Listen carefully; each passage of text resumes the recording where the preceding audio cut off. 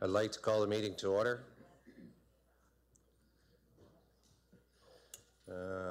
Is there a supplementary agenda this evening? No, there is not. Disclosure of pecuniary interest, direct or indirect, or general nature thereof. The open items before you tonight. Councillor Solomon. Thank you, Your Worship. I have 2, 8J and 13A. They're both clients who are involved. Are there any other items by council? And seeing none. Planning services. Planning meeting process. The process to be followed for each application will be as follows. 1. The application will be announced by name of applicant, the type of application, the municipal file number, and its location. 2. The mayor will ask if there is anyone present other than the applicant or his or her agent with an interest in the application, and to indicate so by raising their hand. If there is no one present indicating an interest in the application, council will proceed as follows. 1. There will be no presentation by administration. 2. Administration will be asked if they wish to make additional comments regarding the report or recommendations. 3. Individuals or their agent present with an interest in the application other than the applicant will be asked to proceed to the podium, provide their name and address council with their comments, concerns, or questions. 4. Council will be asked if it has any questions of each presenter. 5. The applicant will be asked if he or she has any comments. 6. Council will be asked if it has any questions of the applicant. 7. Administration will be asked if they have any comments based on any discussion that may have occurred. 8. Council will be asked what action it wishes to take with regard to the application. Notice: if any person or public body that files an appeal of a decision of council in respect of the proposed applications does not make oral or written submissions to the municipal clerk of the corporation of the municipality of Chatham-Kent before the proposal is approved, they are not entitled to appeal a decision to the local planning appeal tribunal unless, in the opinion of the tribunal, there are reasonable grounds to add the person or public body as a party to the appeal. Notice of passing. Information on council's actions tonight will be posted on the municipal website, www.chatham-kent.ca.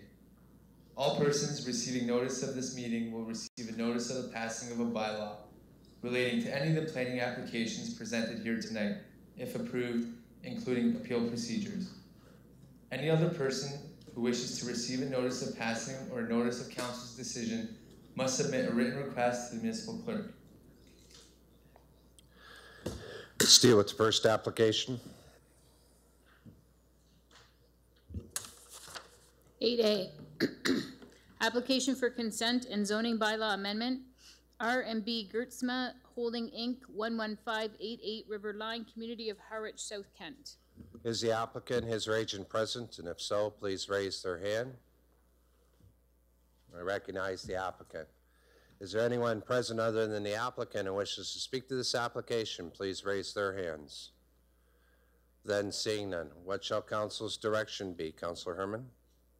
I'll move the recommendation. It's been moved by Councillor Herman, seconded by Councillor Thompson. Any comments or questions from council? And seeing none, I would ask council now to consider the recommendation before you. I'll turn to the clerk. All votes are in. Motion passes 16-0. Let's deal with the next. 8B, application for consent and zoning bylaw amendment and deeming bylaw. Ridgetown Christian Church, Disciples of Christ, and Trustees of Church Christ Disciples, 64 to 66 Main Street West and 3 to 7 Marsh Street, Community of Ridgetown, East Kent. Is the applicant, his or agent present? And if so, please raise their hand. I recognize the applicant. Is anyone present other than the applicant who wishes to speak to this application? Please raise their hand. Okay, I have one. Administration.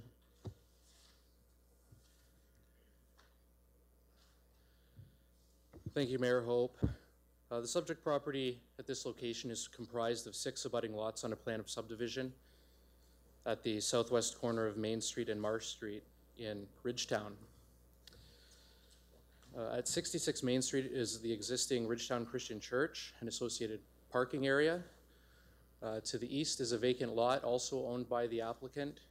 And around the corner, there are 3 lots next to each other on Marsh Street, also owned by the applicant. The church has been fundraising for a number of years and proposed to add an addition to the existing building, as long as add 49 new parking spaces. In order to achieve this, they've made 3 applications to the municipality. The first is for a deeming bylaw. What the deeming bylaw will do is it will effectively merge all of the 6 lots as one. This is a technical bylaw so that none of the component lots could be conveyed or sold separately down the road. It also facilitates the development. Secondly, the applicant proposes to sever and convey a portion of the lot at the corner of Marsh Street and Ebenezer containing the former Ridgetown Baptist Church. This former church building is no longer in use. The lands have been acquired by the applicant for the purposes of taking some of the land and adding it to the overall development proposal for the Christian church expansion. Lastly, the third application is for zoning bylaw amendment to rezone some of the additional lands they've required to the matching institutional zone as the remainder of the church. Thank you. Is there any comments or questions to administration? And seeing none, thank you, Ryan. I'll ask the lady if she would please come to the microphone. Please state your name and your address, and please address council.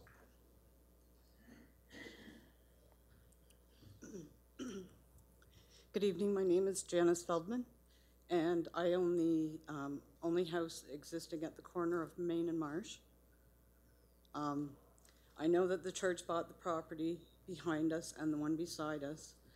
My husband and I were quite upset. We were at the first meeting. This has not only changed our drainage in our area, but it's also changed the wind protection that we did once have as well. My son-in-law shot himself 2 years ago, and the church next door 2 days afterwards had a huge fair with all these big blown up castles and stuff. And I'm sorry, I know these churches raise money and you guys think this is a really good idea, but you don't need all of that to do good in your community. And I think this church is really imposing on our community. It's taking away the wildlife that is there. My husband and I used to watch rabbits and stuff like that around there, and that's all going to disappear when they start digging and doing their renovations. If you guys aren't going to stop this, could we at least get a 6-foot privacy fence on the adjoining sides? My husband fought for this country for 20 years and lost his life at the age of 52. And I'm sorry, but you guys just keep invading and invading, taking and taking, and God doesn't need a house for people to go and worship. We have 13 churches, I believe, in Ridgetown. There has to be an area where they can go and do all of this. We have a public park across the road from us where they could do their fundraising. Okay. Is there any comments or questions? Then seeing none. Okay. Councilor Van Dam? No. Any questions to the, yes. Okay. Thank you very much. Thank you. Does the applicant wish to make comments?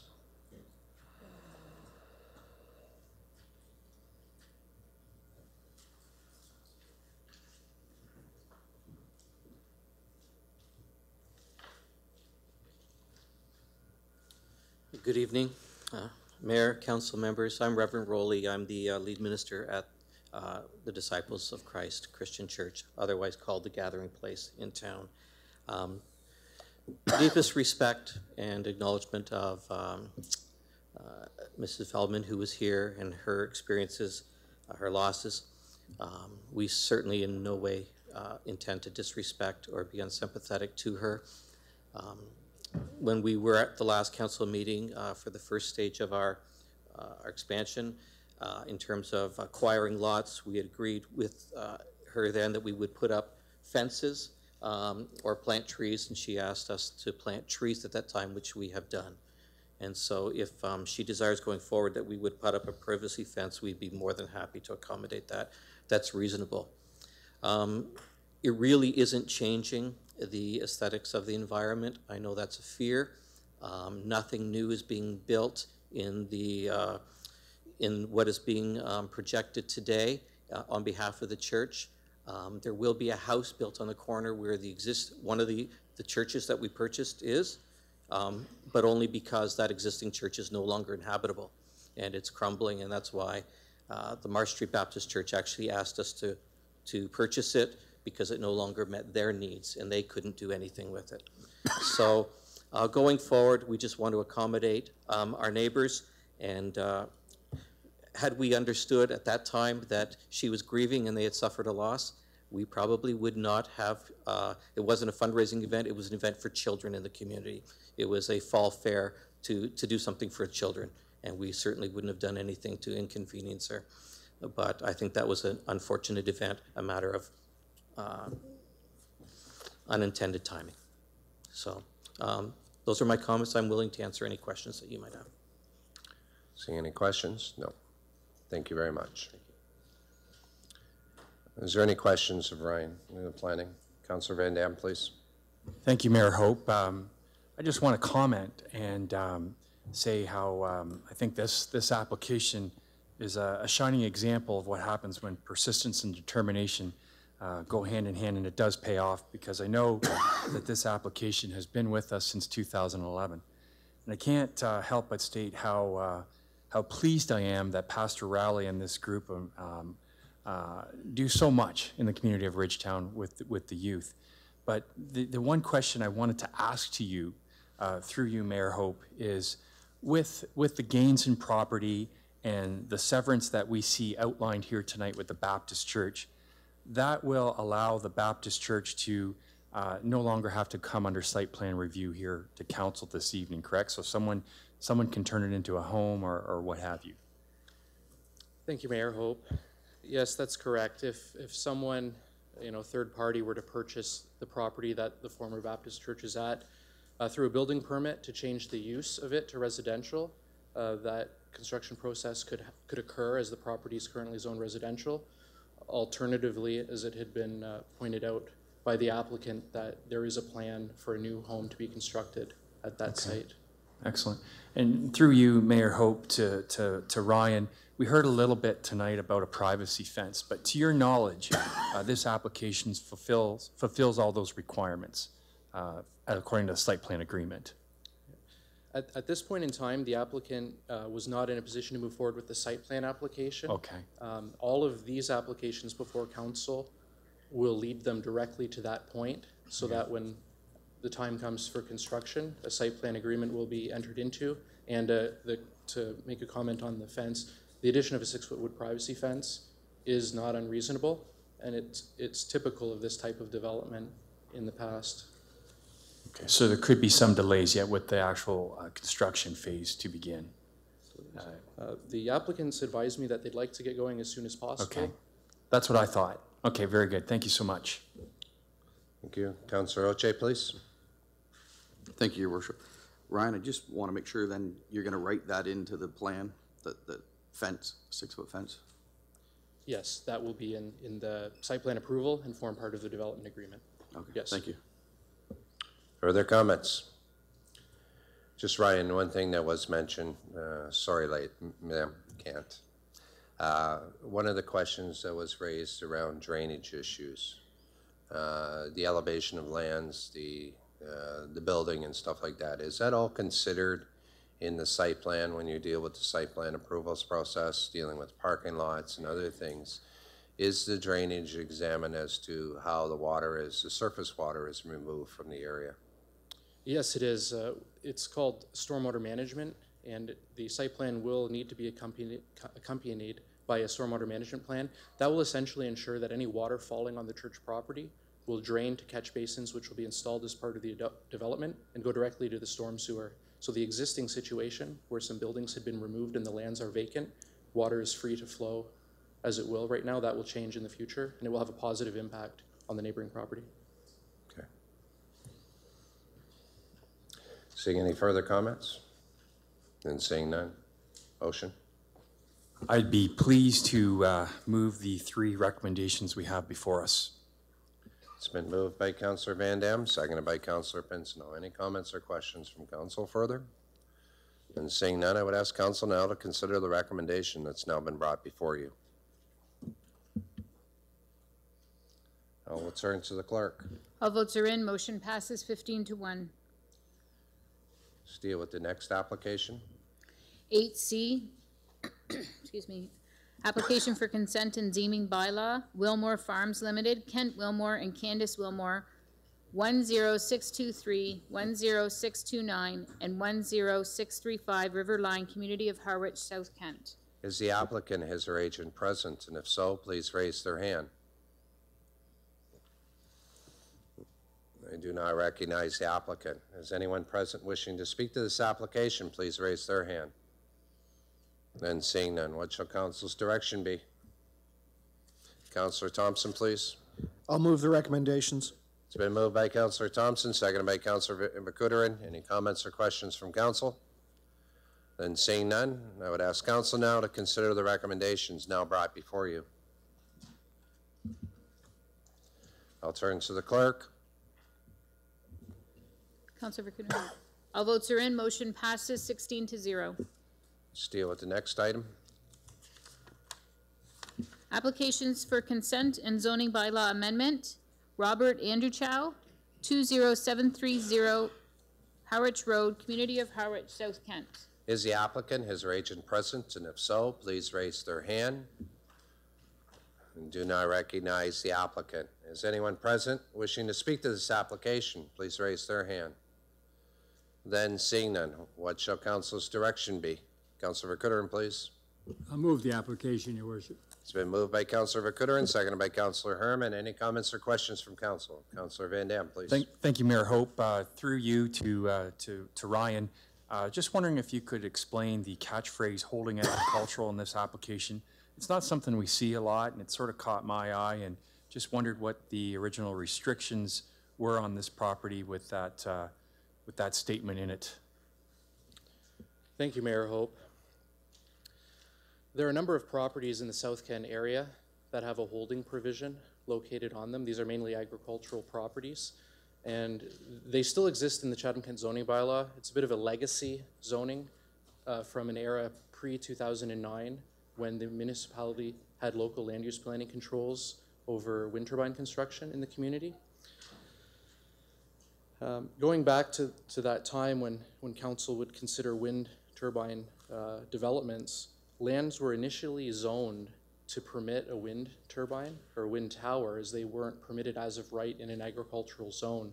However, it was a two-step process at that time, for wind developers would not be able to obtain building permits to build a tower until such time as the holding was removed, and that was based on the submission of a number of due diligence documents. Some of those documents included an operations plan, a maintenance plan, and a road user agreement, etc. This property was part of a wind farm that was being developed by a proponent called Wind Prospect at the time. And then in middle of 2009, as this project was in development, the holding had been imposed, the project was moving forward, the province proclaimed the Green Energy Act. At that time, the local land use authority, being the municipality, no longer had the tools in the Planning Act to continue on and control these developments at the local level. So here we are today, many years later, and any of these projects that were in the midst of the planning process, the zoning simply remains as it was left 9 years ago. Okay. Through you, Mayor Hope, and to you, Ryan, I noticed that there is a severance on this property. It does involve carving out part of the field. So in situations like that where the front lawn used to be a field, is there anything to restrict the applicant in entering into a share crop agreement with the previous owner if they wanted to keep the front part of the property still field? There are no restrictions from continuing to farm it as long as the owners agree. Thank you very much. Further comments or questions? And seeing none, I would ask council now to consider the recommendation now brought before you. I'll turn to the clerk. All votes are in. Motion passes 16-0. Let's deal with the next application. 8E, application for zoning bylaw amendment, 414835 Ontario Limited, 26 Cathcart Street, Community of Tilbury, West Kent. Is the applicant, his or agent present? And if so, please raise their hand. I recognize the applicant. Is anyone present other than the applicant who wishes to speak to this application? Please raise their hands. Then seeing none, what shall council's direction be? Councillor Fluker, please. Very pleased to move the recommendation, Your Worship. Been moved by Councillor Fluker and seconded by Councillor Oche. Any comments or questions from council? And seeing none, whoops, Councillor Van Dam, please. Thank you, Mayor Hope. Just two questions through you to Ryan. As I understand it, this is a 3-unit row house on a quarter of an acre. So wondering if you could tell me what the living space would be of each unit, should this go through. Thank you, Mayor Hope. The two outside units, the living space will be approximately 1,200 square feet, and those will also include a 420 square foot 2-car garage. The center unit will be 1,045 square feet and also contain a single car garage. So obviously they're not that small, but moving forward with that, notice there's a big, beautiful tree right in the middle of the property. That must go in order to make this all happen? Yes, it's likely. I did speak with the developer today, and they assured me that if they can avoid it, they will. However, with the location of driveways and any underground servicing, such as sewer connections, it's likely not avoidable in this case. It just looked like that tree just adds so much beauty. I see it's in use in all the photos, and if we're on a quarter of an acre, it'd be just nice to have some greenery on it is all I say. Thank you. Further comments or questions? And then seeing none, I would ask council now to consider the recommendation before you. I will turn to the clerk. All votes are in. Motion passes 16-0. Let's deal with the next application. Application for zoning bylaw amendment, Natalie Miller and William Miller, 7585 Grand River Line, Community of Dover, North Kent. Is the applicant, his or agent present? And if so, please raise their hand. I do not recognize the applicant. Is anyone present wishing to speak to this application? Please raise their hand. Then seeing none, what shall council's direction be? Councillor Leclerc? Thank you, Mayor Hope. I'd be pleased to move the recommendation. It's been moved by Councillor Leclerc and seconded by Councillor Foss. Any comments or questions from council? And seeing none, Councillor Van Dam, please. Thank you, Mayor Hope. Have to chuckle with this one, as I see it's better to beg for forgiveness than ask for permission. But is there a linkage mechanism that we could put in place once you apply for a business license to see if you're actually zoned to do what you say you want to do? Thank you, Mayor Hope. A zoning review is part of the licensing process, and the applicant visited the licensing department in 2015 in October to obtain a business license. At that time, a building or zoning review was conducted, as well as a health inspection, and the zoning officer attended the property in April of 2016 and indicated that the property did not meet the zoning for this use at its location. Subsequently, there were 2 letters sent to the applicant in April of 2016 and most recently in January of 2018. It was upon the receipt of the January 2018 letter that the applicant contacted Planning Services and made the application before council. Yeah. I get that mistakes happen. It just would have been nice to catch this at the onset. Thank you. Further comments or questions? And seeing none, I would ask council now to consider the recommendation now brought before you. I will turn to the clerk. All votes are in. Motion passes 16-0. Let's deal with the next application. 8G, application for zoning bylaw amendment, Donald English and Patricia English, Lagoon Road, Community of Harwich, South Kent. Is the applicant, his or agent present? And if so, please raise their hand.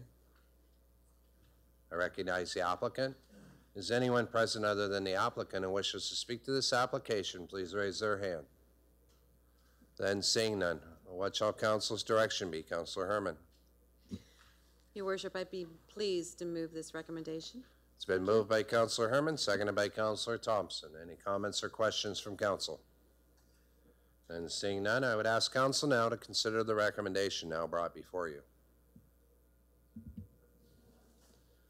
I'll now turn to the clerk. All votes are in. Motion passes 16-0. Let's deal with the next application. 8H, application for zoning bylaw amendment, First Family Homes, Inc., Lands Boulevard, part of Lot 7 TLR, Community of Blenheim, South Kent. Is the applicant, his or agent present? And if so, please raise their hand. I recognize the applicant. Is there anyone present other than the applicant who wishes to speak to this application? Please raise their hand. One. Administration.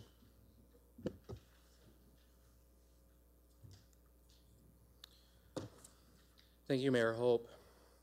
The subject property is located at the north end of Lands Boulevard in the community of Blenheim. The lands are approximately 17.8 acres in area and are currently vacant. The proposed zoning amendment applies to only a portion of these lands, approximately 2 3/4 acres in area. The properties are zoned low-density residential and permit both townhomes and single detached dwellings and are designated residential in the Chatham-Kent official plan. These lands form part of a draft-approved subdivision approved by Municipal Council in 2004. This is known as the Lands Park subdivision. The plan currently includes a mix of single detached dwellings on both sides of Lands Boulevard and row house or townhome dwellings at the end of 2 existing cul-de-sac streets off the north side of Lands. A number of zoning amendments have been applied to this property over the years to construct semi-detached dwellings. The property currently contains a mix of, as I said, semi-detached dwellings, townhomes, and single detached dwellings. The developer at this time is prepared in 2018 to move forward with another phase of this development, and as they have done in previous phases, have made the appropriate zoning bylaw amendment application to permit the 3 dwelling types that I've noted that were not part of the original zoning when this development was approved 14 years ago. To permit the proposed dwelling types, the zoning bylaw will rezone all of the subject lands to permit single detached dwellings, semi-detached dwellings, and row house dwellings, and establish appropriate regulations. What's displayed on the screen now are examples of both a semi-detached dwelling on the bottom photo and a row house or townhome dwelling on the top photo. These dwellings exist currently on the previously developed portion of lands and are an indication of the housing type that is proposed in the future. Thank you, Mr. Chair. Thank you. Any comments or questions for administration? Seeing none, I would ask, Frank or Councilor Verkutteren? Question? I'll move the No, not yet. application. Not yet. I have a question for that. I'm going to ask the gentleman, please come to the microphone.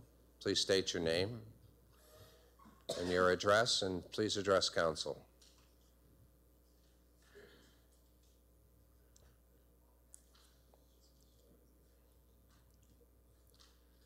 Welcome, sir. Good evening, Mr. Mayor, Council, ladies and gentlemen. My name is Mel Goddard. I live at 35 Lands Boulevard, right at the corner of Bailey Court. I have no direct connection with the applicant.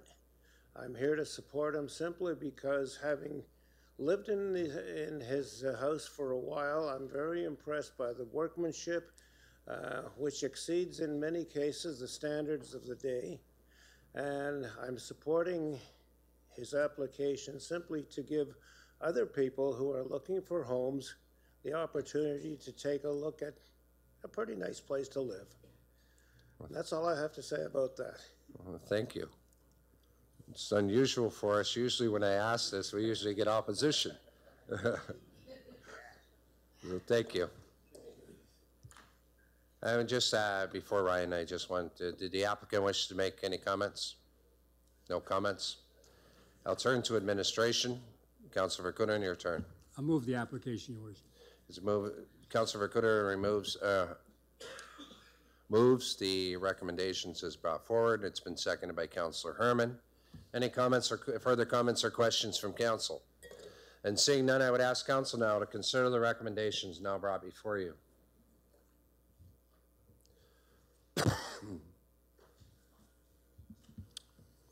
I will turn to the clerk. All votes are in. Motion passes 16-0. Let's deal with the next application. Item 8I, application for zoning bylaw amendment, Joanne Thibault, 96 Main Street West, community of Ridgetown, East Kent. Is the applicant, is her agent present? And if so, please raise their hand. I recognize the applicant. Is there anyone present wishing to speak to this application? Please raise their hand. Then seeing none, what shall council's direction be? Councilor Pinsino. Thank you, Your Worship. Be pleased to move the recommendations. It's been moved by Councilor Pinsino and seconded by Councilor Van Dam. Any comments or questions? Councilor Van Dam, please.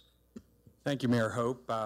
Just want to congratulate the applicant on taking the initiative to bring a small business into the community of Ridgetown.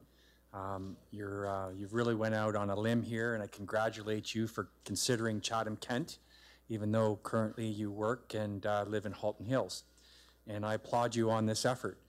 For my own understanding, I was wondering through you, Mayor Hope, to Ryan, if when new people come to the municipality to make the process of starting small businesses easier, if there is a planning template that they can use to facilitate the process. Thank you, Mayor Hope.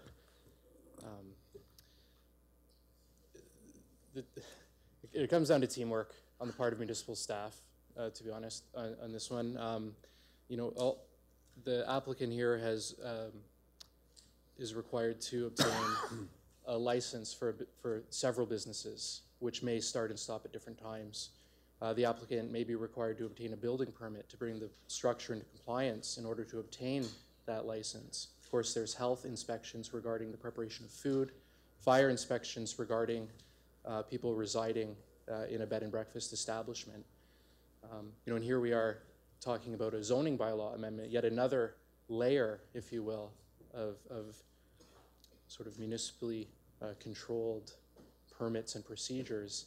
Certainly in this case, when it became known to planning that there was a zoning infraction, we attempted to understand what we could about the proposal, as we've not seen a proposal quite like this. You know, in the course of time, we'd learned more about the proposal, brought the different departments who were involved together, and this is all since Christmas time of this year, and which has enabled planning to make a positive recommendation at this time. But certainly there were lessons learned, and it's just a renewed reminder that teamwork will make us all successful in this operation. I have one more question through you, Mayor Hope, to Ryan.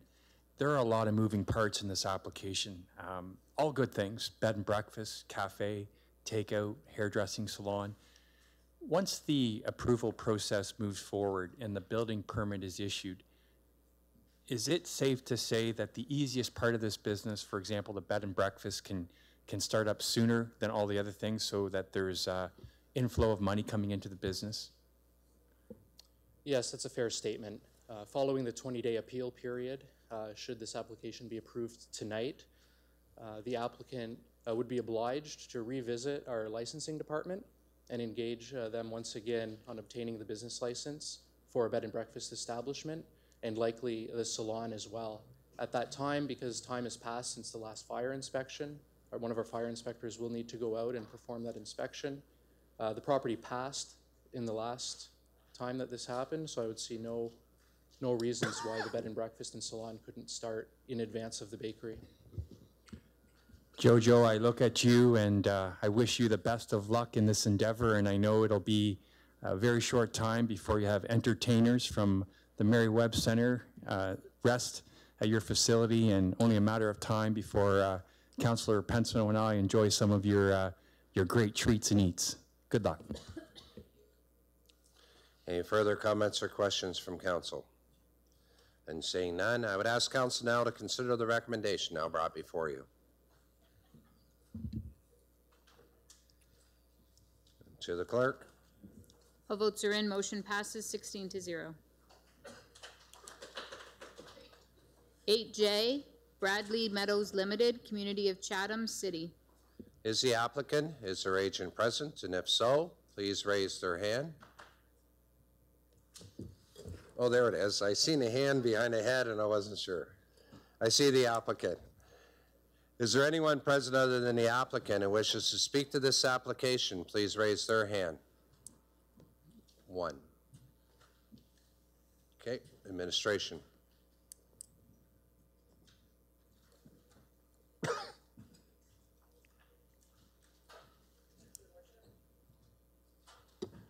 Thank you, Your Worship. This property is located at the southwest intersection of Riverview Drive and Merritt Ave in the community of Chatham. The surrounding neighborhood contains mixed use there. Along Riverview and Merritt Ave are single-family dwellings, and along Churchill Park Road are single-family dwellings as well. To the south of the subject site is an existing townhome / row house development similar to what is being proposed at this site today. The applications we have before us today are a draft plan of subdivision. The applicant is proposing to create 23 single-family dwelling lots.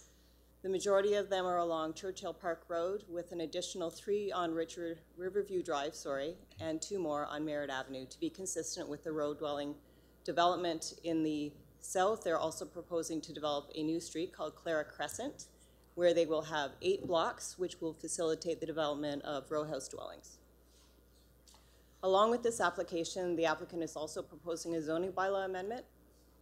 The first part is to set some site-specific zoning for Clara Crescent and the townhomes, and the second is to create some residential regulations along Churchill Park Road, which will be consistent with the dwellings there, and along Riverview Drive as well.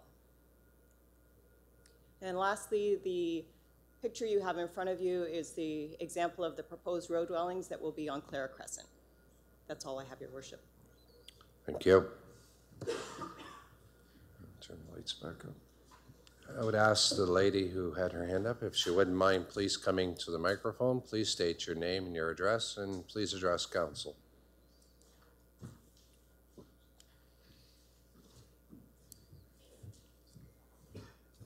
Welcome. Good evening. My name is Jane Jordan. I live at 30 Riverview Drive. I've lived at and maintained the property there for over 20 years. I'd like to know the intended purpose of the easement behind the homes on Riverview Drive, and I'd like to recommend that the trees and landscaping be left intact. Help me to understand something. You were very quick there. So the drawings, can we put up some, is there aerial drawings that you have there?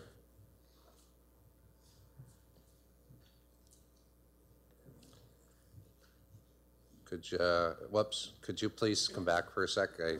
You've got to help me follow along what you're talking about. You live in the neighborhood and you just need to assist this council so we understand specifically what you're talking about in your very quick remarks. Okay. So you talked about an easement and you talked about trees. Yes. So where is the easement at?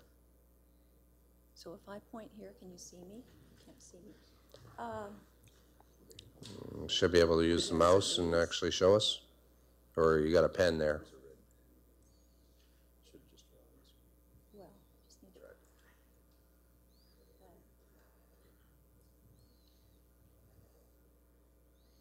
So this is my home. Okay. There certainly is a property line, the legal property line, but there is land, land that slopes up towards the field, and that is, I understand it to be called an easement. Legally, I understand that I do not own it, but I have been maintaining it for 20 years. Since there's a slope there, I'd like to understand how the construction is going to occur. Is there going to be a fence that's put up, or? Okay, so there is a berm behind your home, or a slope. You refer to it as a slope. Yes, where my property ends, there's a slope that goes up to the field. So I'm Okay. going to be lower than all of the homes that are going to be constructed. And I'd just like to know where the construction will begin, Okay. where the property lines will actually begin. There are some trees along that easement, some much more mature than others, but I'd just like to know what's going to happen to that, to the trees. So you say the trees are on the berm? Yes, Okay. I'll refer to it as a berm, you refer to it as a slope. okay. Okay. Deal. Okay, I just wanted to be clear as to what your concerns were. Sure. Okay. Any comments or questions to the applicant? No? Okay, thank you. The applicant. Does the applicant wish to make any comments?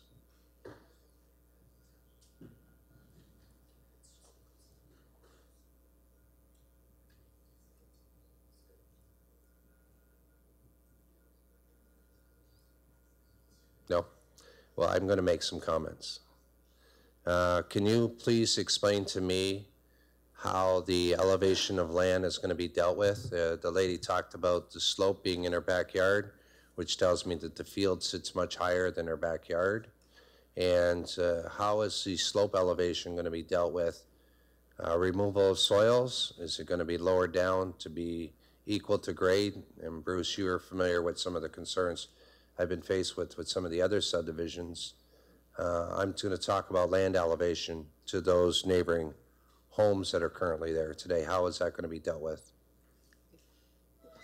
So as part of any planning application, there are different drawings that we do require from the developer, and one of those is a grading plan. So there will be a grading plan for the entire development so that water does not run off onto the adjacent lands. And they may add fill in some areas, they may take fill away in other areas to make sure that it's draining properly into those municipal drains as opposed to off onto the adjacent properties. Okay. Question, is there an easement that lines behind these homes? For clarification, to the best of my knowledge, there is no easement. We have taken a look at all of the deeds, and there doesn't appear to be an easement there.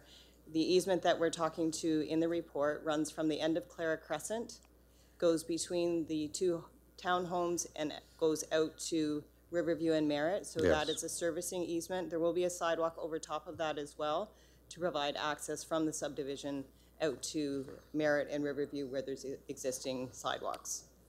So this is only a draft plan. The original plans will have to come with you with land elevation and all that other good stuff that needs to be there. Everything from dealing with the drainage to the sewers to everything else still needs to come before. Yes, as part of the application, once we receive draft plan approval, there's a list of conditions that council will also be endorsing. And those include things like the elevations of the land through a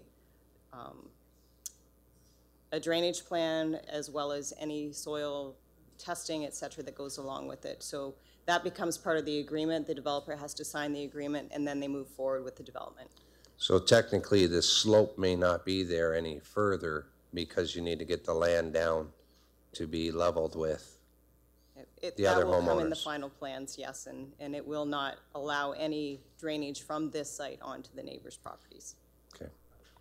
I just want to make sure that the concerns that are being addressed tonight before this council, and I know they're further down the road, I think it's important for the young lady who lives in the area to understand what may be coming her way, and there's still more plans to be coming, everything dealing with the elevation of lands.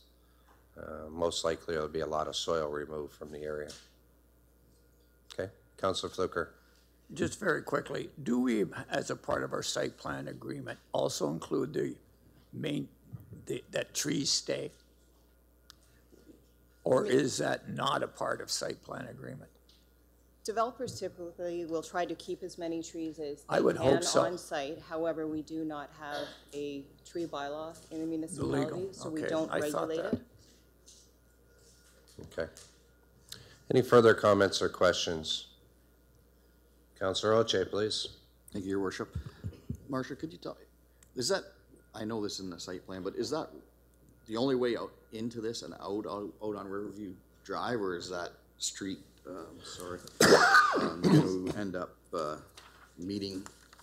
being extended down here and On Earl Drive. This is the first phase of the development, and it will come off of Riverview Drive initially. The developer intends on moving quickly with the second phase as well. And then at that point, Earl Drive will connect to Churchill. You're going to connect. Oh.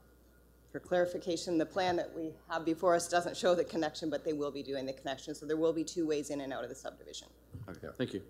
Yeah, there's actually a larger piece of land in this overall piece. There's another piece of land that has been approved and to move into residential into that area. So it will have a connecting flow through. Councillor Herman, please. Mayor Hope, I just have a comment, and I just want to say that I thank the developer for having the, I think when I see the sidewalk, for an example, coming from the Crescent and then joining to, I think it's Merritt Ave there, right to the corner, I think that's very important. That's what I was looking and talking to Marcia last week about this. When we look at an age-friendly community and we want to have a connecting link, those are one portion of it that we need to do, is make certain that they have access to amenities, and that gives you a nice walkway just down the road to the active lifestyle center. So that was good on your part, I would say, Marcia, working with the developer on this. I think that was very important that we do that in the future. And as well as the application earlier in Blenheim, those are communities that, again, if we can look at how we can connect those to those shopping amenities, which this isn't too far, it's a little further than would be an age-friendly community, but get those linkages down the road towards, I believe it would be Kyle Drive, which isn't too far. So making that good sidewalks and good partnerships. So I just want to say congratulations. I think these are just exactly the things that we want to see in our community as an age-friendly community. Thank you. Further comments? And seeing none, I would ask council now to consider the recommendation. I did have somebody move it? No, I didn't have anybody move it. Moved by Councillor Brock McGregor, seconded by Councillor Caniff. And now I would ask council to consider the recommendation now before you. And to the clerk. All votes are in. Motion passes 15-0. That concludes our planning portion of our council. Today, now we'll move to the regular portion of our council meeting. Council, this evening we have one deputation with regards to the agenda. It is from Gateways Casino and Entertainment Limited, and Amy and Paul are the representatives speaking. I'll remind the speakers that they have 5 minutes, and welcome.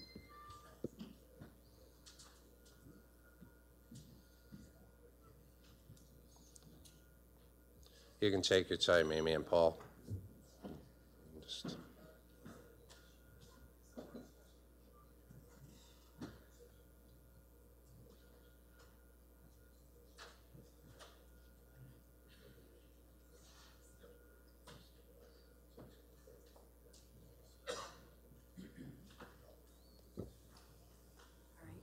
If Amy and Paul would introduce themselves properly with their last names would be helpful. And I don't want to refer to it as the Amy and Paul show. I'm sure your bosses won't like that, but make yourself feel comfortable, and whenever you're ready, feel free to begin. Thank you. Good evening, Mayor Hope and members of council. My name is Amy Farkas, and I am a planner with Dillon Consulting. And I'm here on behalf of Gateway Casinos and Entertainment Limited to speak to the site plan control application for the Richmond and Kyle site. I'd just like to take this opportunity to thank administration for really facilitating this application process and making it as seamless as possible.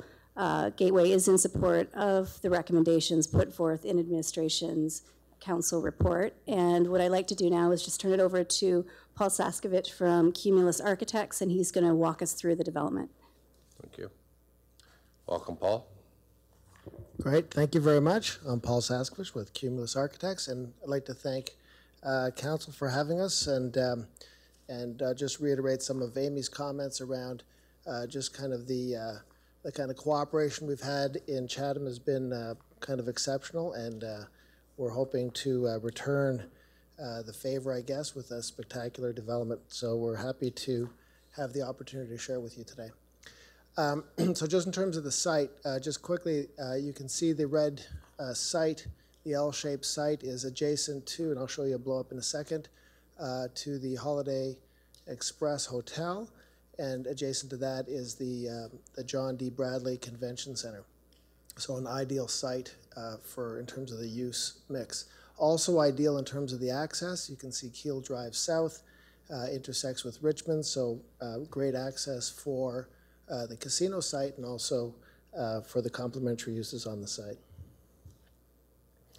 I just wanted to show you just a quick maybe image just to give you a sense of, there's program, there's site development, there's the business case, but there's also kind of the local look and feel of the casino. So Gateway, if you don't know Gateway has a very kind of specific approach to the development of casinos.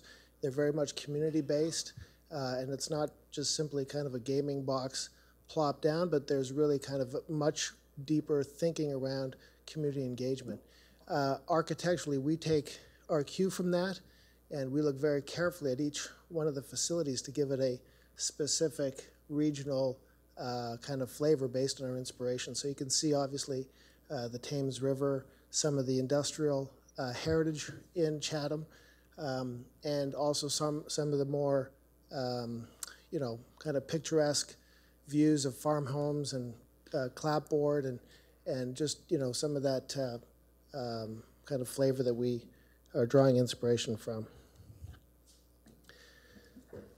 So this is the development site, and it's really amazing because it's one thing to say that this investment in the community will kind of lift all boats in a way, but specifically attaching or kind of almost co-developing a partnership, this redevelopment of the site with a hotel and the convention center is actually a pretty unique opportunity to bring those pieces together, and I think it'll really kind of take advantage of kind of latent synergies that are about to blossom here with this investment. So what you're looking at is, you can see the three pieces. The dark blue box, obviously to the right, is the casino, and you can see that the principal entrance is off Richmond. I apologize for the plan, it's actually rotated. North is at the kind of bottom left, so it's a little disorienting, but Richmond is really the main principal access, and you'll arrive through kind of a boulevarded entrance piece to the hotel. And then what we've done is we've really rationalized, for those of you who know the site, right now you kind of come into a kind of a little bit of an ill-defined entrance sequence.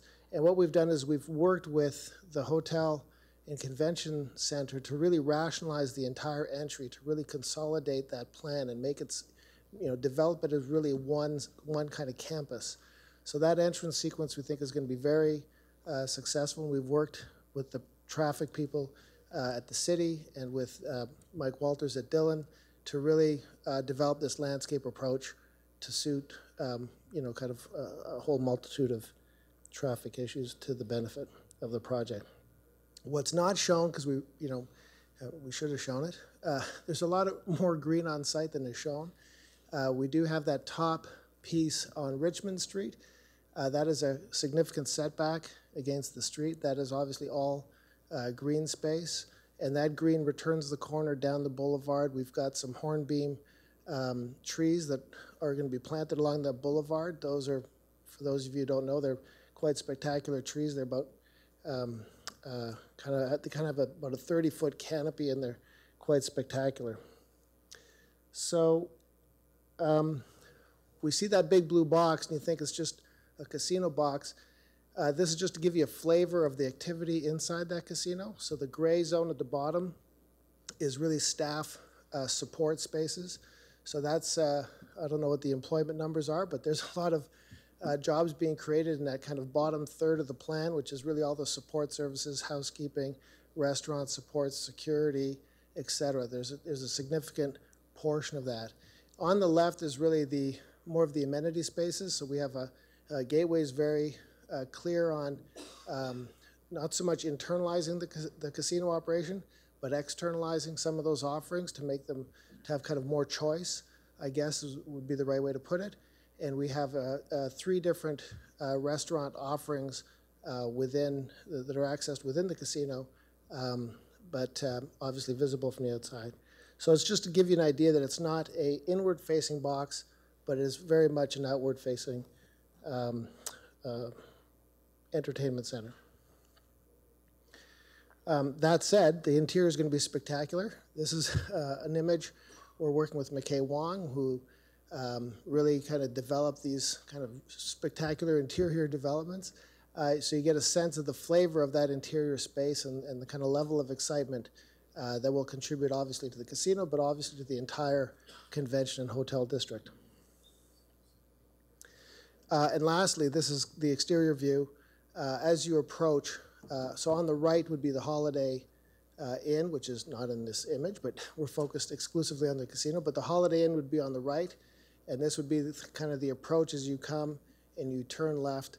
You're looking straight on to the right at the Match restaurant, and you can see that the amount of natural glazing that happens above that Match restaurant really does come out into the site plan.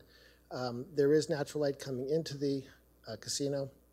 We have a very kind of dramatic porte cochere with a very kind of well-lit canopy, and you can start to see the composition of natural materials that are, that were our original inspiration in terms of local materials, a lot of wood slat, natural stone, etc.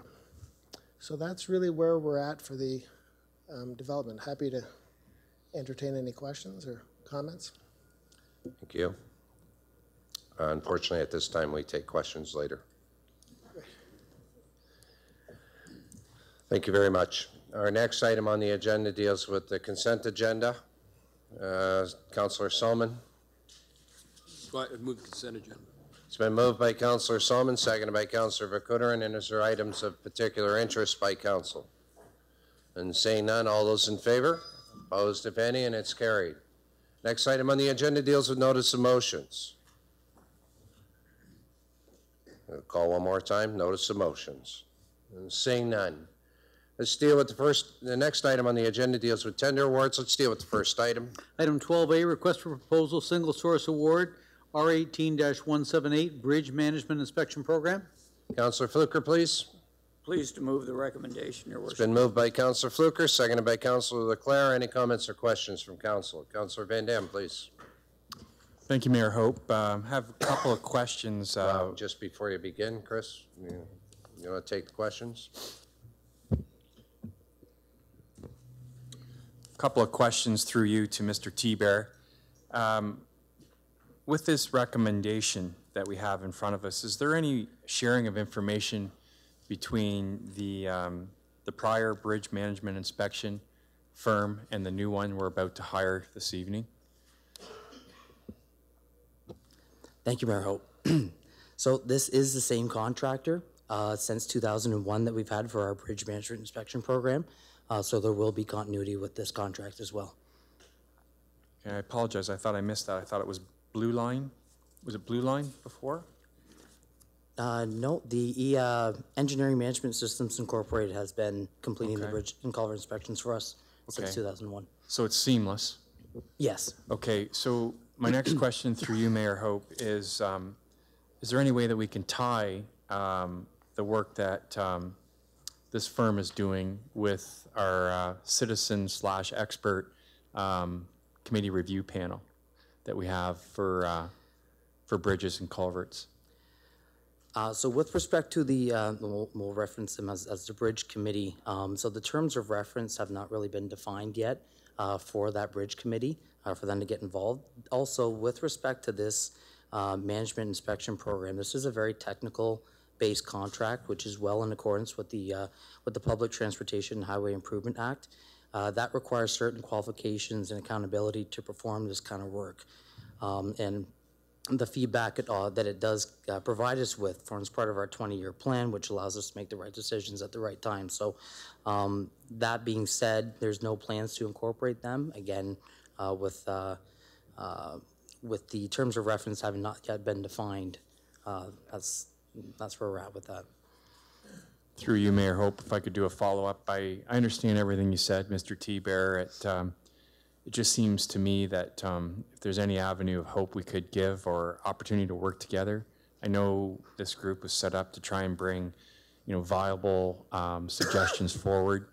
I know this is the maintenance component, kind of different, but working towards the same end goal. Again, if there was that avenue, I would like to see it. Further comments or questions from council?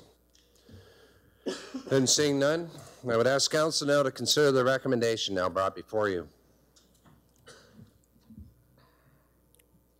I'll turn to the clerk. All votes are in. Motion passes 14-1. Let's deal with the next item. Item 12B, tender award contract T18-169, bridge replacement on Lindsay Road over Big Creek. Councillor Foss, please. Thank you, Your Worship. I'll move recommendations 1 and 2. It's been moved by Councillor Foss, seconded by Councillor Leclerc. Any comments or questions from council? Councillor Van Dam, please. Thank you, Mayor Hope. I know this contract has a $68,000 contingency built into it. So what I was wondering is when this project is completed, if we could get the report back and see how much of that contingency was used? Thank you, Mayor Hope. So yes, the contingency is identified as $68,000. We will have this information following the full completion of the contract, and happy to share it with council. We just need clarification on which avenue to present this information back to you. So can you timeline that for me? The project. This is the Blue Line one. This is the one that I. With GM Blue Plan Engineering, yes. So if we award the tender tonight, construction will start. It has a work may commence July 1st, 2018 with a substantial completion November 30th. And then following that, there is a 1 year, typically a 1 year maintenance period that we pursue with all of our contracts as well. So it would be within the November 30th, 2019 range. Just after the election then. Could look at the contingencies and see what was used up or what. Right. Or 2019. 2019. Because of the maintenance contract, the 1 year. The 1 year, yeah. The 1 year, so the 1 year maintenance is basically we have a maintenance in place for any deficiencies that arise or that need to be addressed within that 1 year term.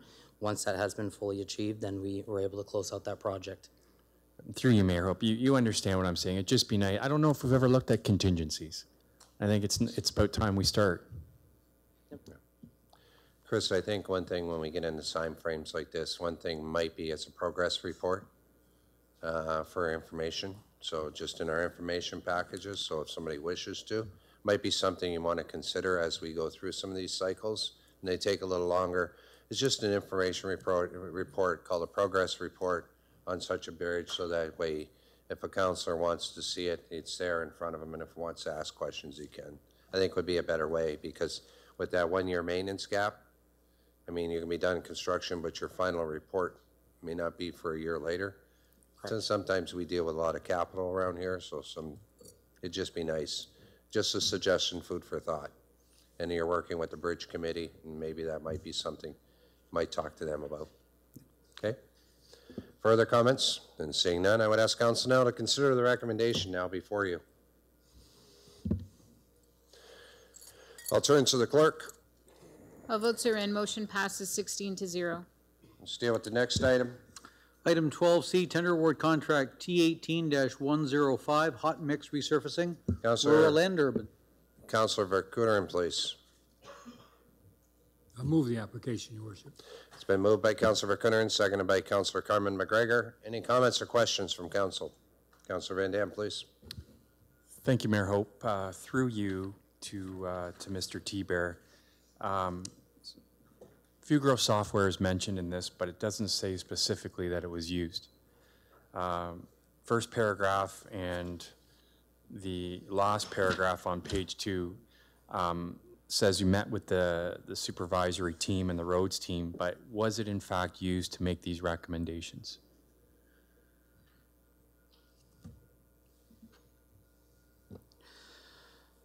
Thank you, Mayor Hope. Okay, so this year engineering is planning to release 2 contracts for asphalt resurfacing and maintenance. This first contract, as presented before you, which will address the provisional road sections from the 2017 contract that were not addressed due to budget constraints. Asphalt works required to accommodate the Golden Place contract, which was already approved through council for this year, and the asphalt work for downtown Chatham, for the downtown Chatham improvements, which follows the replacement of the sidewalks from last year. The second contract is going to consist of additional maintenance and resurfacing in accordance with the Fugro 5-year plan data, which engineering is still currently reviewing and finalizing, utilizing the remaining roads life cycle funds for 2018. So once this plan has been finalized, we will be presenting this to council for approval as required to proceed with the second contract. The reason why we proceeded with 2 contracts was primarily due to the timing, to ensure that we complete all the required asphalt work in sufficient time. The asphalt required for the CIP contract and the works for downtown Chatham is time sensitive, and in an effort to achieve the best value for this first contract tonight, which we did achieve, we added these provisional road sections from last year as well. The road sections that were identified in this first contract have been compared to the data received from Fugro, which we have right now, and it was confirmed that they are high on the priority list to be addressed as well. Thank you, Mr. T-Bear, and through you, Mayor Hope, to Chris again. So 2 contracts. The CIP was one we have yet to approve, or one we did in March? The CIP contract was the one that you did in March. Okay. Correct. And that was for, I can't recall how many millions. 2 million? It was approximately 2 million, yes. Okay. I don't have that number off the top of my head. So 2 million plus 4 million, 6 million, another 5 million in federal grants and provincial grants puts us around $11 million. But what we see here, the comprehensive report, is rural and urban. So all the tough roads that I can think of, anything that I could think of that I thought was tough would be in here. This is it. This is the comprehensive paving report. So my question, I suppose, is we've always talked about, or your team, with all due respect, has always talked about a 12-year maintenance cycle. So when I look at the roads, so I look at the Dewart Road to Thompson Line, for instance, it looks like this year, instead of doing 2-kilometer sections, you're doing entire roads. That's why it seems like it's less. But to me, that raises a lot of red flags, because the processes that we started 4 years ago, for instance, where I have some knowledge, where we had a 13-kilometer road, we did 2 kilometers. Next year we did 2 kilometers. The year after that we did 2 kilometers. There's still 2 or 3 kilometers outstanding, and I can think of Croton Line, for instance, that's been started now, it's halted. I can think of Lambton Line, where you started. It's a 20-year-old road where nothing's been done, so that's going to be halted, because now we're going off of a different matrix, which is Fugro and supervisor decision-making. Am I correct? The information that we did receive from Fugro identified short sections of road that still do need to be addressed. Whether they're the ones that you're making reference to, I don't have that information in front of me, but we are taking those short sections still remaining. If that short section has something called a pavement condition index rating of very low, which is bad, and it's sitting next to a longer stretch of roads that have a higher rating, then that's clear to us that that was the last remaining section still needs to be addressed, which is something that we will proceed with addressing in accordance with this plan. I get that, and through you, Mayor Hope, that there are many bad roads throughout our entire municipality. But roads that we've started are now stopped because I don't see the last sections of them on this list. Correct? And for clarification with this report as well, this is not utilizing the information and the data from that 5-year plan. It's just moving forward with those provisional sections from last year. The provisional road sections that we included in the report to council that we didn't proceed with. It is not the final report or the contract that we're going to be presenting to council for both rural and urban. That second contract that I made reference to, it will be additional resurfacing for rural and urban as required, utilizing the remaining 2018 road life cycle funding budget for this year. Okay, so when are we going to see that? That is information that we are currently finalizing. It's going to be in accordance with the FUGRO data that we received. We're currently finalizing that and preparing. It's going to be presented to council before we move forward with that contract in the coming months. But too late to be done for the 2018 year. We're not expecting it to be too late. We're expecting all that to happen this year. That's why we want to move forward with this contract right away, which then the next contract that does come out will be a little bit, thank you, will be a little bit shorter. It will be a little bit smaller so that they can, it's not just one big contract that we waited to the last minute for. Okay, I think I got it now. All right. Thank you. Further comments or questions? And seeing none, I would ask Council. Oops, sorry. Councillor Carmen McGregor. Sorry, apologize for that. That's okay. Thank you. Through the mayor. So this second report that's coming out, I'm going to ask this a lot simpler questions than what you got from Councillor Van Dam today. But this past weekend, I have spoke to and sent messages through to your group about one issue in Wallaceburg, but then I spent a great deal of time talking to somebody from Chatham who has, I think, been in contact numerous times about a street that has a large slump hole, and I think they keep throwing the, filling the potholes, but they just wash out with the rain because he says he's not sure that they're being packed down properly because it doesn't stay. I'm sure it's because of the frost or whatever. I'm not really positive of that. So, and he said that he's been in contact numerous times, including with the mayor since he's been calling, and that they've actually gone out and filled potholes, but also paved over top of a drain, because the drain was sticking so much higher over the road, so they've just simply paved over it. So now there's no place for water to drain for. Like, are some of these going to be coming on this next list?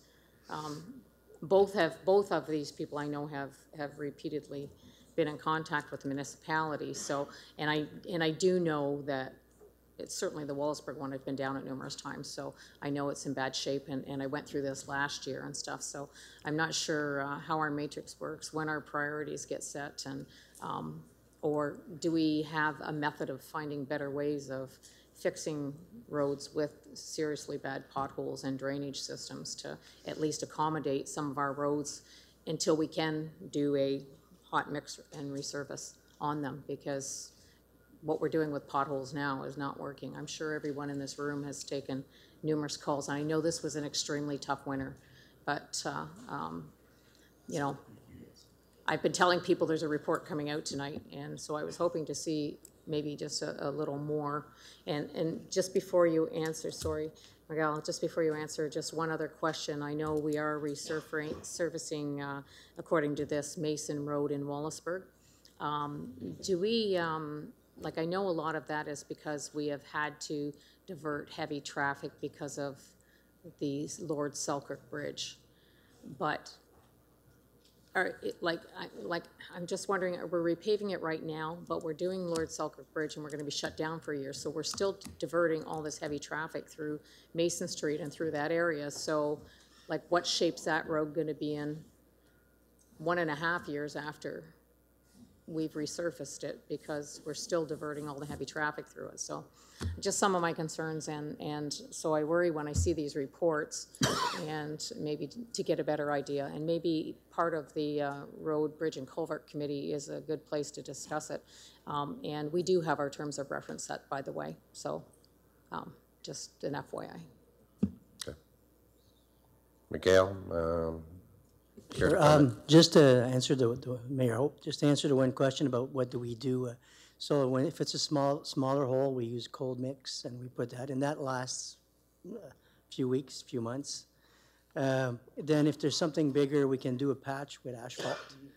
And that's pretty well the limit of what Public Works can do in the short term. When we get to that point, and that's when we transfer over to engineering, and then it goes into the prioritization matrix, which I guess Chris can describe the factors that he considers. Thank you, Mayor Hope. So in accordance kind of with the, with how we're going to be presenting this next contract and this FUGRO 5-year plan, we are still reviewing it, and we're going to be, how the roads are identified are still being finalized right now. We do take into consideration the public works supervisors that go out and travel these roads on a daily basis. We take into consideration all the calls and concerns that we receive. And if it is something that's beyond a point of repairing via pothole or any quick maintenance, then it is something that it is looked at and considered when we are looking at the information and the data that we did receive from FUGRO. So they do play a factor, and we will make sure to address them and keep them top of mind when we're reviewing this data. Just to follow up, if I may. So, and I guess then if you're cold packing, and I guess one thing that one person from Chatham said to me, you know, if it's going to be 2 years down the road, like, and you're going to continue to patch this, like, can you at least tell me it's going to be 2 years down the road, and not just let me wait every year to continually phone maintenance? And the other thing I would say is that I think you've just relocated or moved around a lot of your supervisors throughout the community. So are you going to talk to the other supervisors that were in a certain area for a longer period of time rather than the ones that have just been moved, the road supervisors? Because they're the ones that have the knowledge of the holes, and the one road supervisor in the Chatham area has just been moved, I think, out to another location. As I know, one has been in my own community, and they've moved around. So you know, I guess when we're getting our information, we need to get the history of it a little bit as much as somebody's new knowledge. Mikhail, would you like to answer that? Yeah, Mayor Hope, I'll add a couple comments. Yeah, we had a supervisor retired, and we expect to get more in the future. A lot of them are at that age. I expect in the next few years I'll probably lose 1 or 2 per year. What happened is that when the position became open in Raleigh, that's where the supervisor out. The Chatham supervisor didn't leave Chatham-Kent. He just moved to Raleigh. So he's still here to get information from him. And then the person who's temporary filling in Chatham is a supervisor for Chatham Township, but he used to work in Chatham as an operator. So we try as much as we can to have the transfer of knowledge of the area from one person to the other. And of course, the operator themselves know a lot as well. So we do try to make sure that because the supervisor leaves, that everything doesn't leave the area with them, especially if they still work for us. Well, you just keep giving me more questions, so sorry about this. Just a follow-up, how much weight do you give to what your supervisors tell you when you're making your decisions? I guess Chris is the expert on the matrix. I don't work, so I don't know if, how much weight you put on the supervisor's comments. I know they're considered. Supervisors don't always get what they want, though.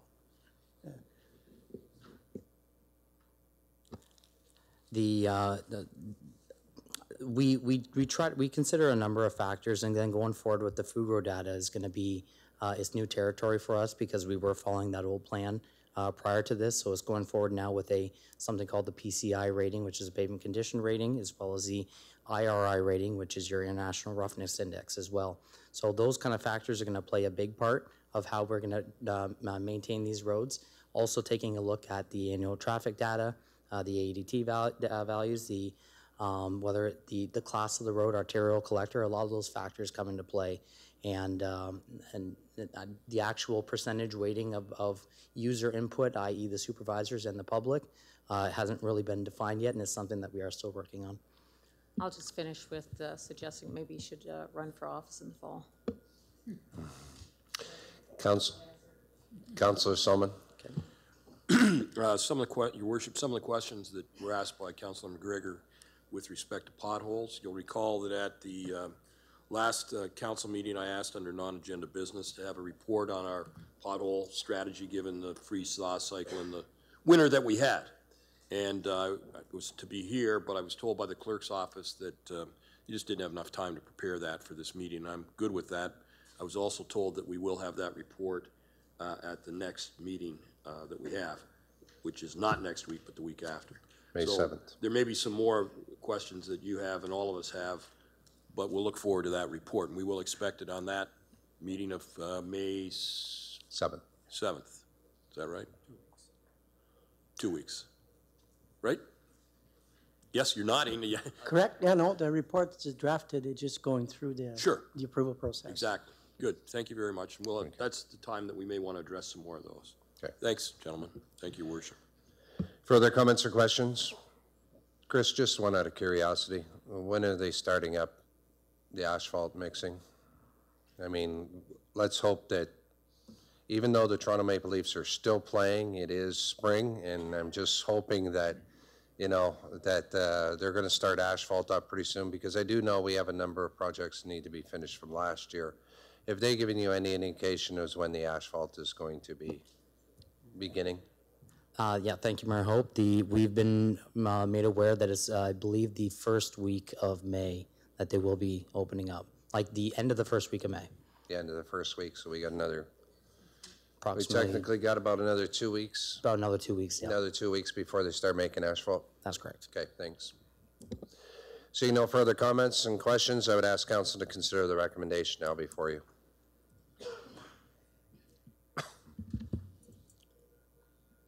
I'll turn to the clerk. All votes are in. Motion passes 15-1. Let's deal with the next item on the agenda. Item 13D, contract T18-182, Round the River Recreational Trail, Phase 1. Councillor Herman, please. I'll move the recommendation. It's been moved by Councillor Herman, seconded by Councillor Thompson. Before we begin entertaining questions, Jeff, for my own information and maybe some other councillors, please come to the microphone. I want to ask you a question. So can you explain where we're at with this phase 1 for me? I know you've got some slides ready. Would you please give us this little slide presentation? And then we can entertain questions. Thank you, Mayor Hope. That's not it. I need IT support. Where?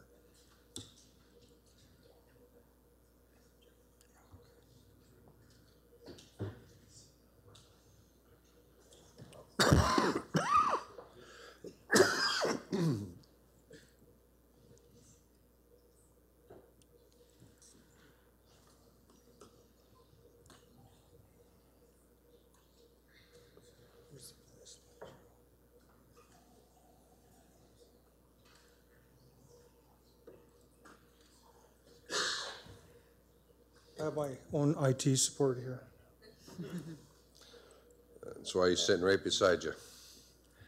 This is the entire route as proposed a couple years ago. It starts from Kyle on the north side or the south, it doesn't matter. Goes all the way west to Prairie Siding Bridge and back. It's 21.5 kilometers long. What we're proposing tonight is, as you've seen in the RTC, we have funding in place to do the first phase.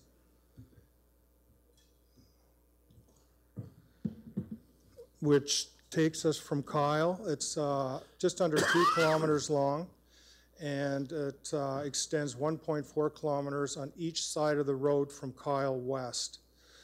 We originally were just going to go on one side of the road, and we listened to a lot of the feedback. We had 3 public information centers, and the unanimous consensus was for proponents who are in favor of the trails that it should loop back so that people were going with the traffic. That's also in line with trail best practice construction.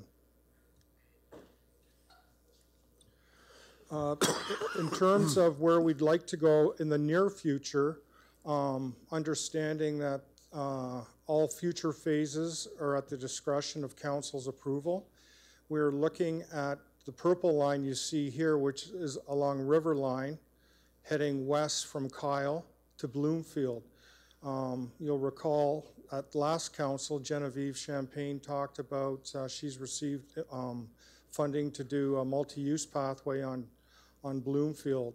This would tie in with that Bloomfield multi-use path, to, follow the river down to Kyle, and also tie in with the existing on-road active transportation route that engineering completed last year on Richmond. Richmond also doesn't, you can't see it on this map, but a short stretch up park ties in with the trail that goes along the hydro corridor, which we have plans for the future as well. So that's essentially where the project's at now. Tonight is just phase one. Thanks. Any comments or questions? Councillor Bondi, please. Thank you, Mayor Hope. Jeff, what's the total cost? I realize this is phase one, but if we do this, I have a feeling we're going to feel obligated to finish it because it just won't make much sense to start it and then stop. You know, 1.4 kilometers in each direction. So in order for this thing to actually loop, we'll have to finish it, right? Because you're going, like, you're not going 3 kilometers on one side, you're going 1.4 on each side. So in order for that loop to complete, the entire project will have to be completed naturally. Well, what you're is before you. Thank you, Mayor Hope. What's before you tonight is the green line you see up there, and that is a loop. It goes on the south side and the north side of Grand River Line. So right, it is. Then you would have to cross the road without being on a bike path to. Yeah, right, it is a self-contained trail. Okay, that's not really that important of a question. I was just sort of bringing that to light. What is the total cost of this entire project in completion? Off the top of my head, a few years ago now, that's probably 2016, we're looking at in the $7 million range. But as we've seen, construction prices continue to rise. So I would be hesitant to tell you, and I could get back to you with today's cost, what it would cost to do the entire route. We can guess it's probably over $8 million, though, I would imagine. And of that, I know there's some private donations and there's provincial money, which is still tax money, because we all live in Ontario, presumably. How much municipal taxpayer money would go into the overall cost? That all depends on future granting opportunities with the province. We have not a commitment, but they seem to have a focus on increasing their level of support for active transportation, which this route falls under. So I can't say what it's an unknown, then, right? Pardon me? It would be an unknown, but... It would be an unknown, yes. Presumably millions and millions of municipal dollars. Okay, I'm not going to support this. We just listened all about potholes and how we're not getting around to fixing these things. And frankly, you know, I've done some cycling. Like I drove my bike to the United States once, but the people that are committed to serious cycling out in the country are going to do it anyway. They don't need a bike path. Like, so I just don't think it's going to be used for what it costs. Like, we're talking about so much money, millions and millions and millions of dollars for a bike path that, frankly, I don't think we're going to get our bang for the buck out of. You know, it's a nice idea, and if it was free, great, but it's not. It's hardly free. And anybody that's driven around the city of Chatham with the potholes and the road conditions that we have, I have a hard time thinking this is a good sell to a taxpayer, that we're going to take millions of bucks, millions and millions of dollars for a bike path that, frankly, can only be used for probably 4 or 5 months of the year anyway, because it's warm. You're not going to use it in the winter.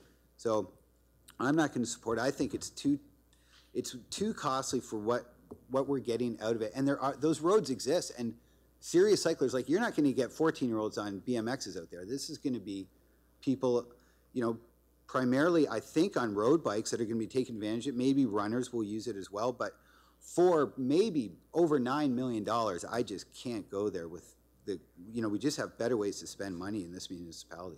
Thank you. Further comments, Councillor Pincinel? Thank you, Mr. Mayor.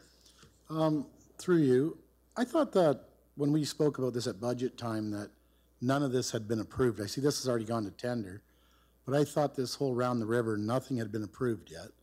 Thank you, Mayor Hope. The funding had been approved, the project isn't. Okay, but you've already went to tender with it. The funding is in place, yeah. It was 2016 it was approved. But don't we give approval before it actually goes to tender? Isn't that normally how we do that? The approval for the funding enables us to go to tender, and then you approve the project. Oh. I agree with the last speaker there. I think it's too much money, and we have better places to spend it. Thank you. Councillor Thompson.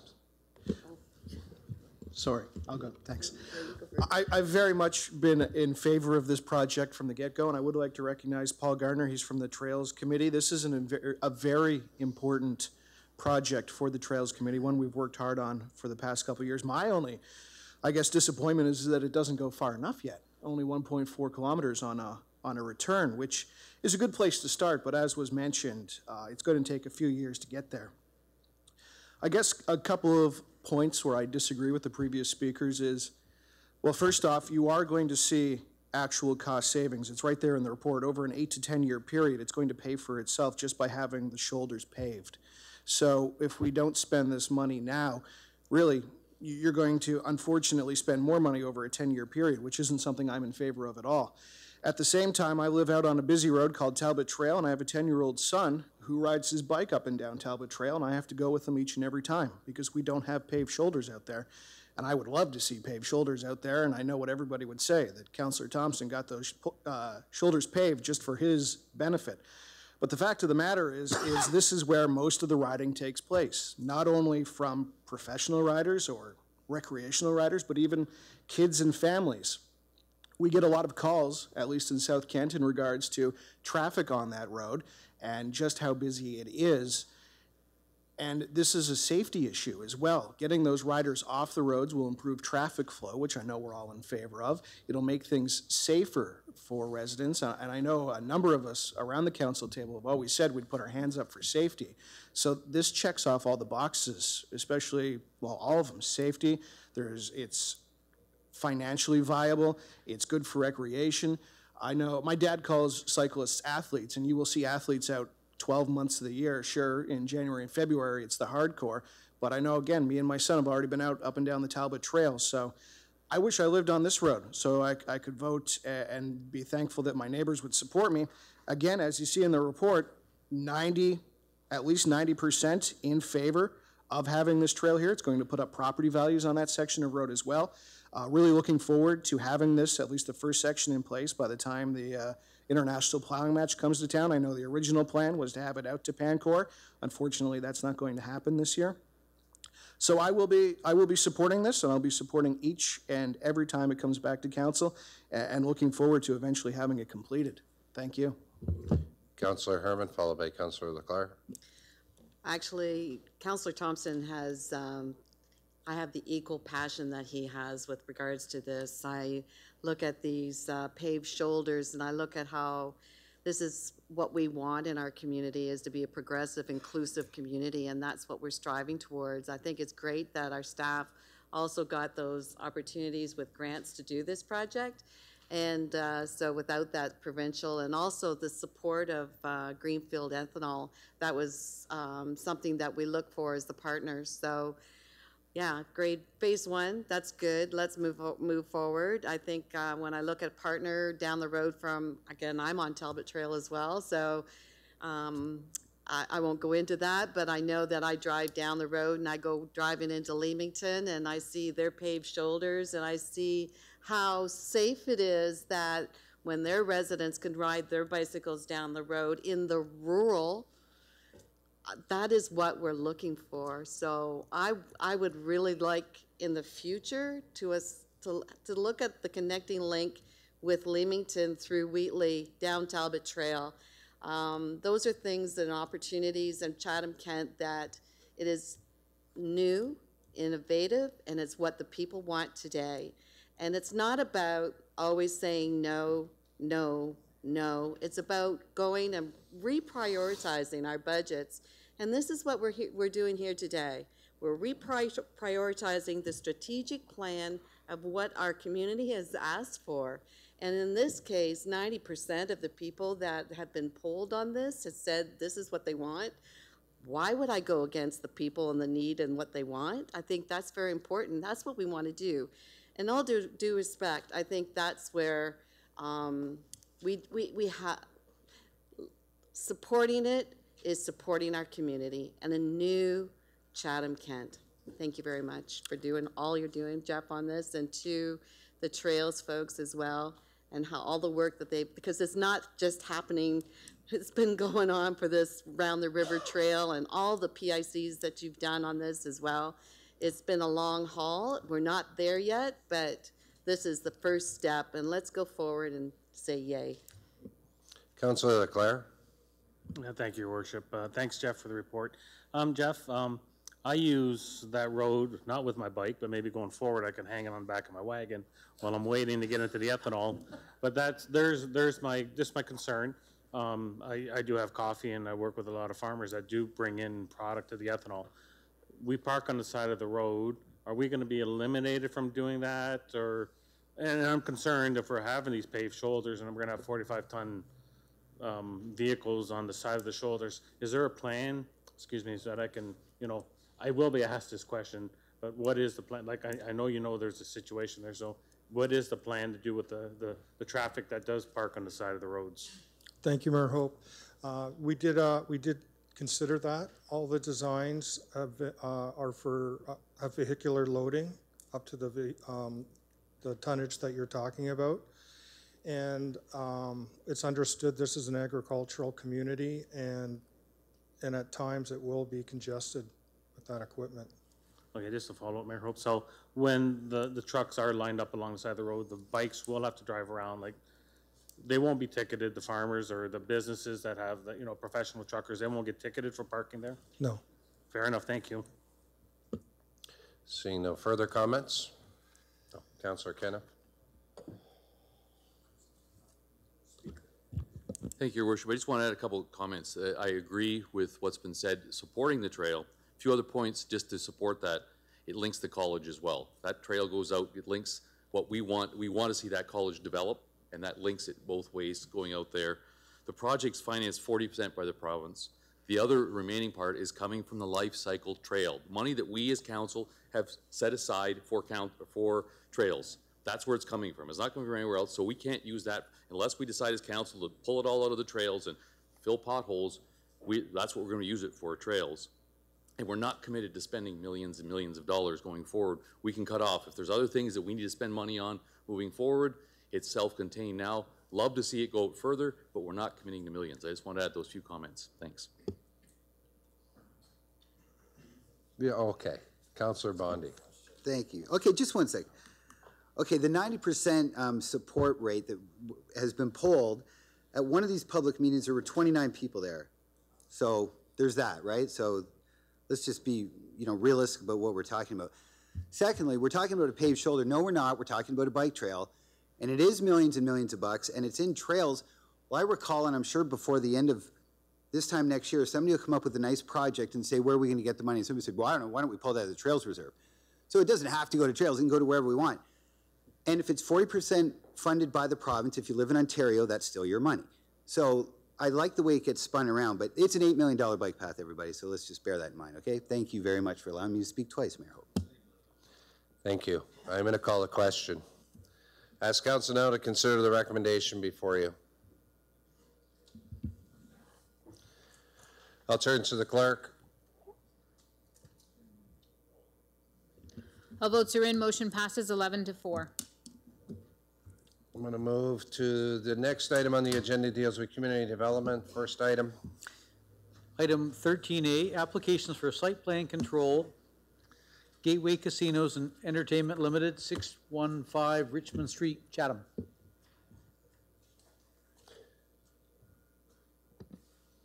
Well, you have some remarks? Just briefly, there is a slight recommendation to the second recommendation in that the date changed from April 17th to April 23rd. So I just wanted council to note there's a minor amendment that it was just simply a redesign around the access, a minor thing, but I just wanted to catch it here tonight at council. Councilor Robertson, please.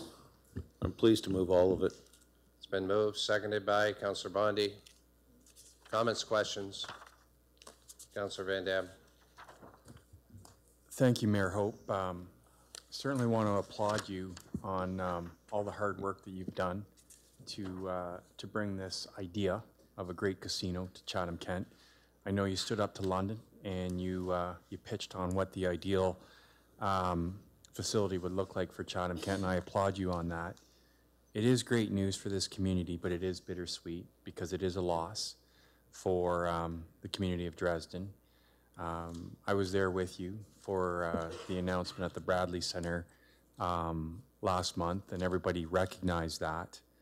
So in saying that, I can't help but wonder if there are policies and procedures in place when things like this happen to our rural communities that we can work together to collectively figure out what to do in order to compensate for the loss. I'm certainly going to support this. It's a great news story all the way around, but if you were to take a piece of paper and look at the community of Dresden and line up the racetrack, you're cutting out a square right beside the racetrack. And I don't know what to do to fix that void, because there will be a void. It certainly was a great contributor to our municipality. I mean, $11 million since 2001. But I think we need to start moving forward too in significant ways to deal with the loss. If I may, and Mrs. LaPrise was there and during the announcement, and as you've seen her there. And I think Gateway has already indicated they're going to work with the racetrack industry, and the OLG is still working with the racetrack industry, which are a part of that subcommittee that continues to work on that with Gort Kratz, the mayor of Milton.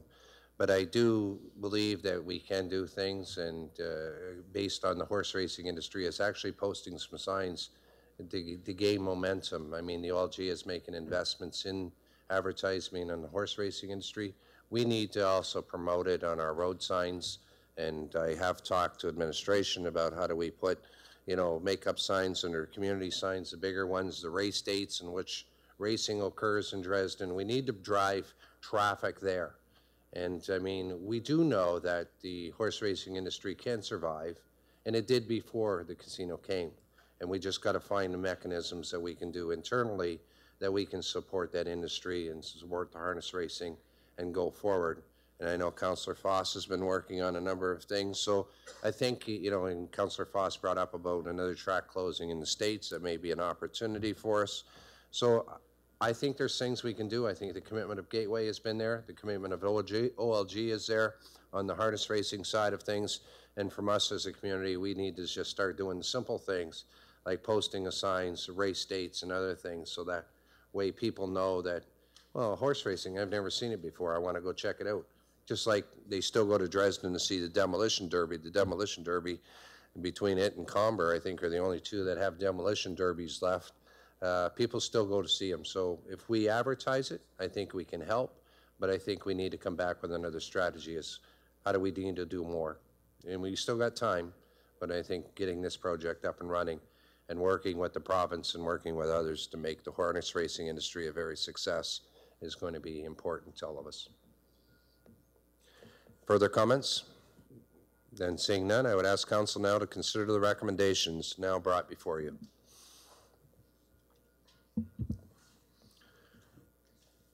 I'll turn to the clerk. All votes are in. Motion passes 15-0. Unanimous.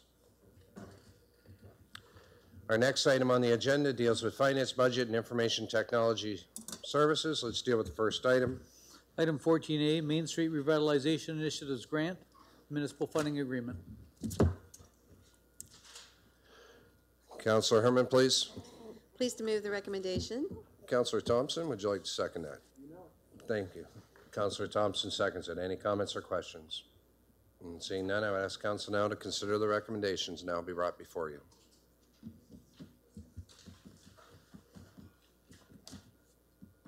To the clerk. All votes are in. Motion passes 15-0. Our next item on the agenda deals with infrastructure and engineering services. Item 15A, 2018 Building Lifecycle Projects. Councilor Verkooten, please. I'll move it, Your Worship. Move the And motion. seconded by Councilor Foss. Any comments or questions? Councilor Van Dam, please. Thank you, Mayor Hope. I will be brief. There is a small contingent of us that have been working very hard on the community hub idea in Ridgetown.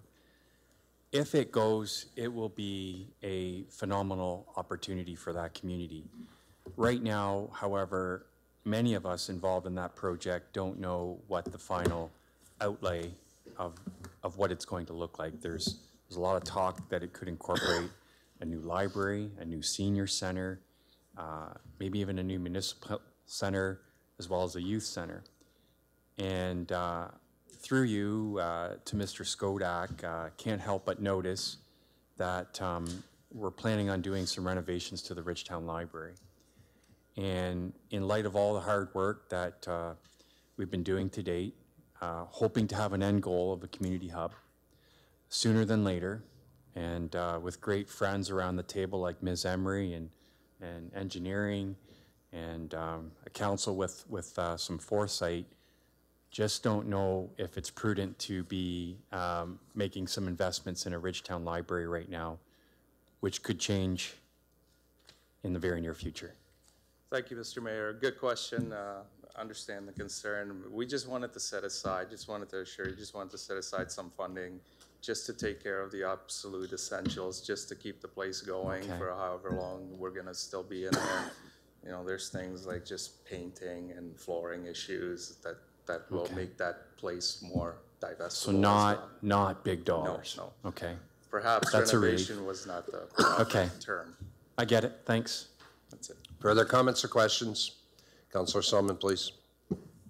Thank you, Your Worship. And this is a very small, and I don't usually do this, drilling down to this level of detail, but I noticed that the main branch of the library, or in Chatham, you're going to repoint bricks around the lower section of the building. But there's a stone relief on the front of that building that had a piece fall off 10 years ago. Stone relief is beige. It was repaired by putting white plaster on it, and it's been there for 10 years, and it looks like hell. And I don't think I can make it any clearer than that. Hell may be a different color, but it looks bad. Can't you fix that? I mean, it looks to me like it takes a swab of paint. But I guess, you know, I guess I'm just too damn practical. That's definitely something we could look at along with. Well, please do, otherwise I'll be driving you crazy for the next period of time. But it just looks bad, and it looks like it's half something.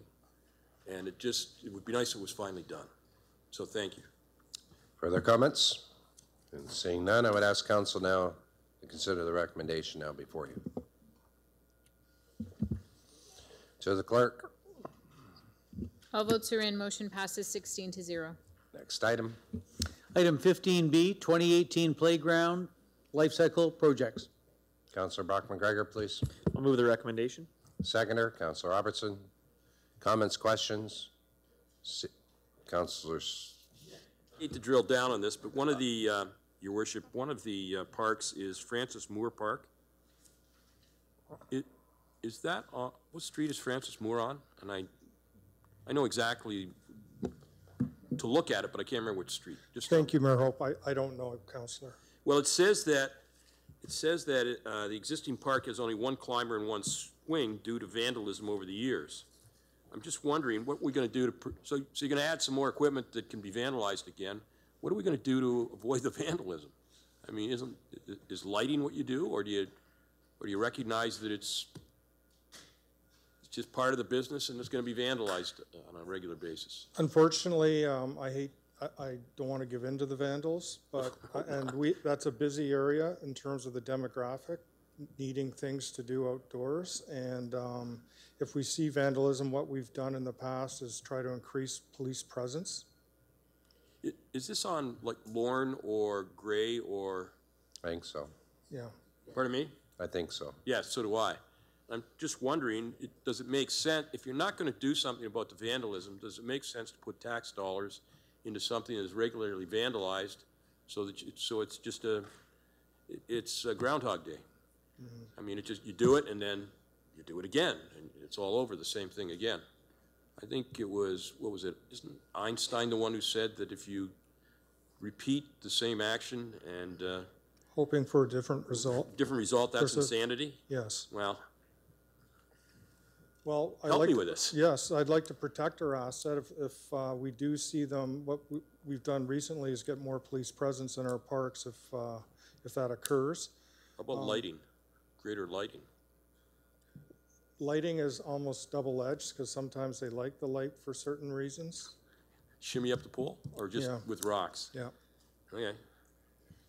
Well, I've said I my understand what you're saying, but I think so. it's important for the kids to have something to do. Yeah, I do too, but my worry is the kids don't get to do it for very long before some vandal, who I could describe in more detail, comes and breaks the stuff so the kids don't get to enjoy it. Anyway, I will leave that with you. Thank you. Further comments? Then seeing none, I would ask council now to consider the recommendation before you. To the clerk.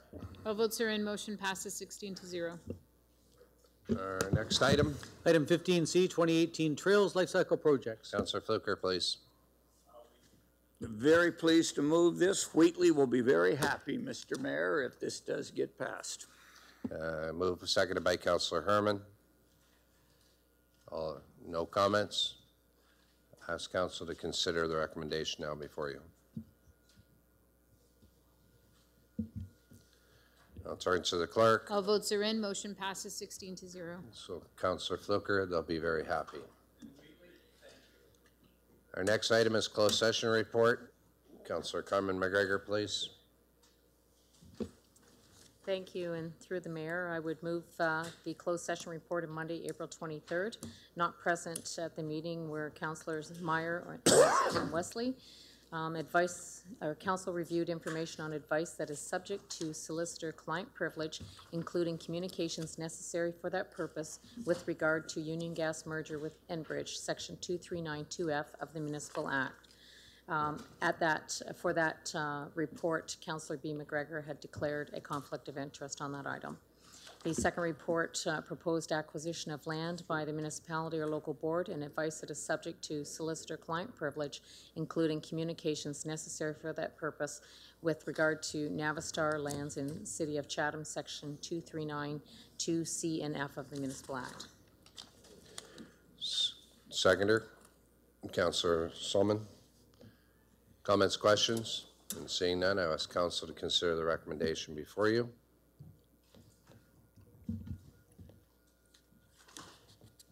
To the clerk. All votes are in. Motion passes 16-0.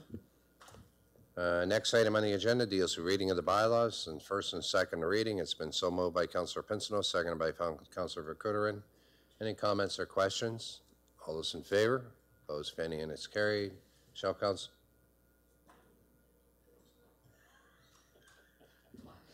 Sorry, first there was non-agenda business, but just before the reading of the bylaws, I just wanted to mention that we needed to add 8B, a deeming bylaw that wasn't on the list. So as long as that's included in the readings, I appreciate it. 8B? That's correct. It needs a deeming bylaw attached to the listing. Deeming bylaw. Correct. Do you agree with the friendly amendment to the mover and to the seconder? And all those in favor, as amended with the word deeming? Shall council can move into committee? Third and final reading, so moved by Councillor Oche, seconded by Councillor Brock McGregor. Comments or questions? All those in favor? Opposed, if any, and it's carried. And